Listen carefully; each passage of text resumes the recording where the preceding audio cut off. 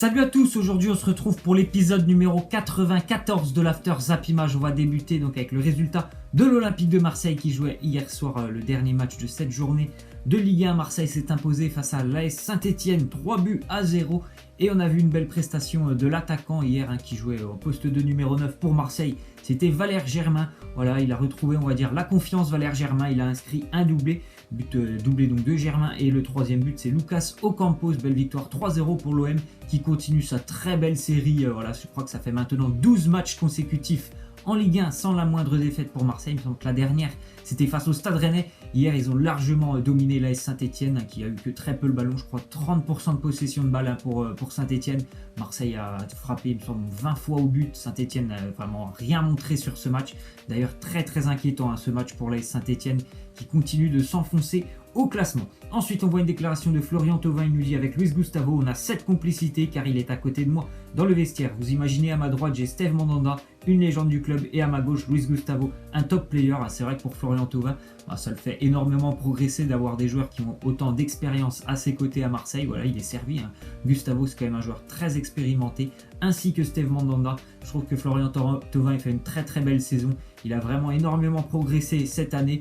Voilà, il y avait des périodes où l'année dernière notamment il avait une semaine où il était très bien, puis la semaine après il était un petit peu moins bien. Là je trouve vraiment qu'il est quand même à un niveau assez intéressant de semaine en semaine. Donc c'est très bien pour Marseille de pouvoir compter sur lui, qui est quand même assez déterminant au milieu de terrain. Hier il a fait encore un très gros match, Flo Thauvin. On continue donc avec la félicitation à Valère Germain qui a été élu homme du match pour ce Marseille-Saint-Etienne avec son doublé. Valère Germain, bravo à lui qui a continué de se battre, d'avoir envie de rien lâcher, parce que voilà, Rudy Garcia il lui a pas toujours fait confiance depuis le début de l'année, donc bravo à lui qui s'est énormément battu. Là il commence un petit peu à vraiment faire pas mal de matchs avec Marseille et c'est intéressant pour l'OM. Voilà, on verra si Mitroglou aussi va être associé avec lui, mais en tout cas c'est vraiment intéressant pour lui qui continue de se battre. Et en plus de ça, voilà, hier il a été récompensé pour tout son travail. On continue donc avec Marseille qui serait intéressé par un nouvel arrière gauche, bien sûr.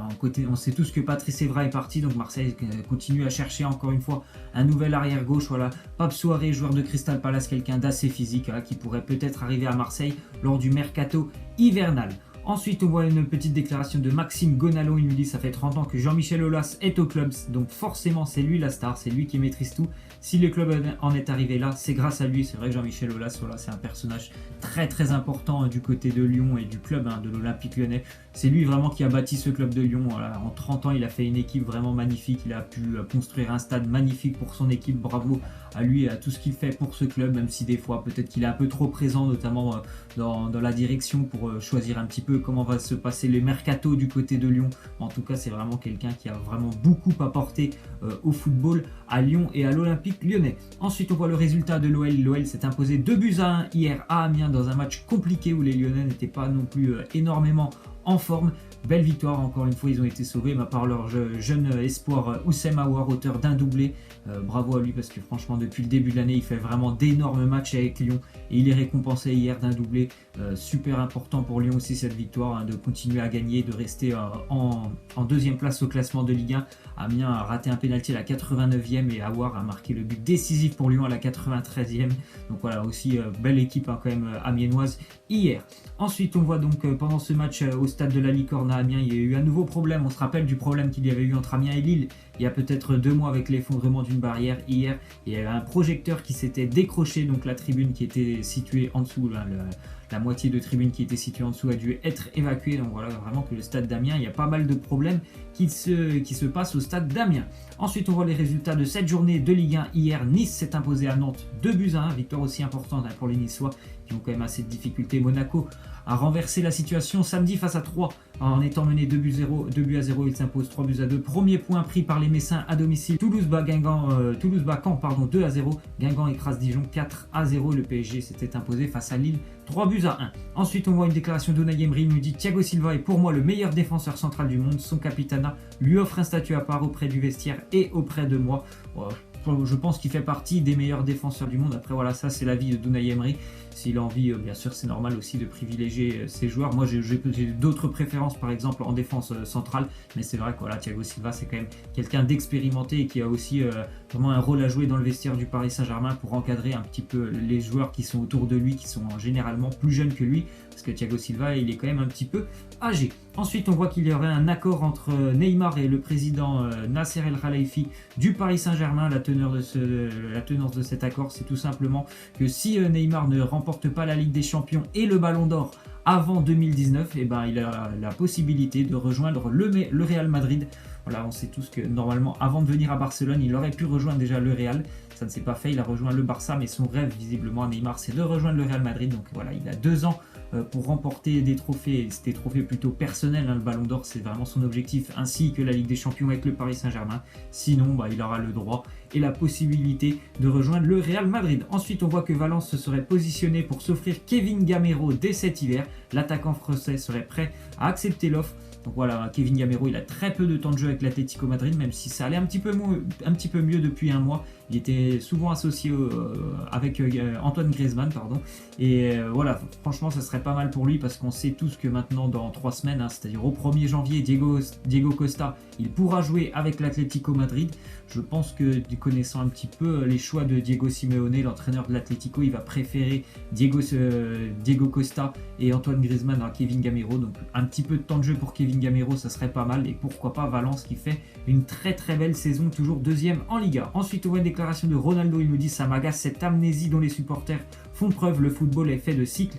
Quand les choses ne vont pas bien, les supporters doivent nous aider. Bon, Ronaldo, il a répondu présent lors du match face à Séville. Voilà, il a enfin, on va dire, débloqué pour de vrai son compteur en Liga. Il a marqué. Bravo aussi au Real qui s'est imposé largement face à Séville 5-0.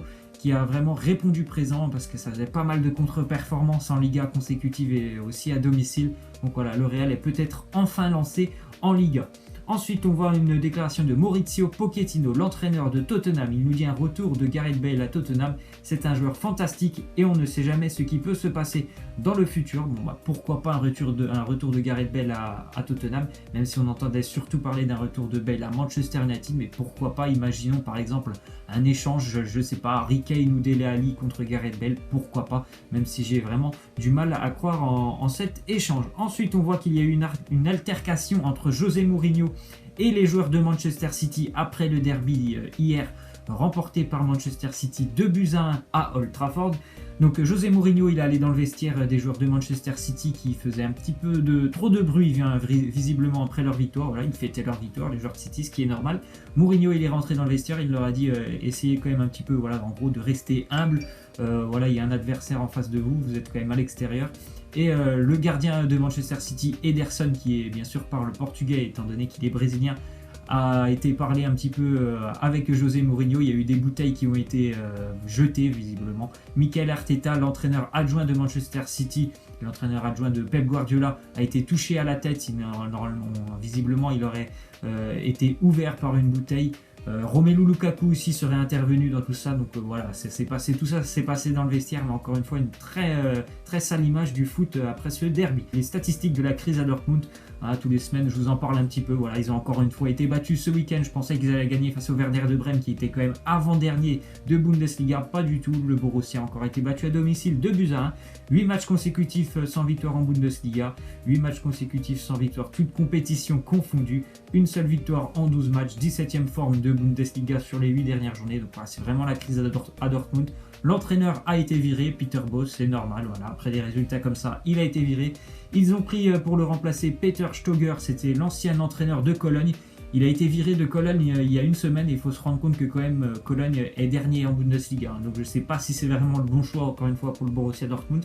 Il a fait une très belle saison avec Cologne l'année dernière, les emmenant jusqu'en Europa League, mais cette année voilà, il avait énormément de difficultés. Je suis assez surpris du choix du Borussia Dortmund de prendre Peter Stöger. Ensuite on voit une déclaration de Jupp Heynckes, l'entraîneur du Bayern Munich. Il nous dit: Tolisso a fait un excellent travail et a montré de très bonnes performances dans le jeu. Il est aussi extrêmement dangereux, un super garçon. Bravo à Corentin Tolisso qui quand même Robben s'impose vraiment dans l'effectif du Bayern Munich. Moi j'en doutais quand il a signé, mais bravo à lui parce qu'il m'a fait vraiment... j'ai été médisant quoi, je pensais pas qu'il allait arriver à ce niveau avec le Bayern et réussir à s'imposer dans l'effectif, vraiment bravo à lui. Et c'est un garçon aussi qui a vraiment la niaque sur le terrain et c'est très très important des joueurs de ce style là. Ensuite on voit que Manuel Neuer, Sven Ulreich et Christian Fruch blessé. C'est Tom Stark, 36 ans, qui était titulaire avec le Bayern lors du match à Francfort ce week-end. Lui qui avait pris sa retraite l'été dernier. Scène assez incroyable quand même, hein. Tous les gardiens étaient blessés, donc ils ont rappelé un joueur qui était à la retraite. Ensuite, on voit le classement surtout de la Bundesliga. Le Bayern est leader avec 35 points maintenant, 8 points d'avance sur le RB Leipzig qui est deuxième avec 27 points. Schalke est troisième avec 25 points. Dortmund est toujours là malgré ses 8 matchs sans victoire avec 22 points en 7ème place. On voit que le Bayern s'est imposé à Francfort 1-0. On va terminer avec la question de fin. Vous voyez la joie de Josep Guardiola et des joueurs de Manchester City après cette victoire lors du derby de Manchester.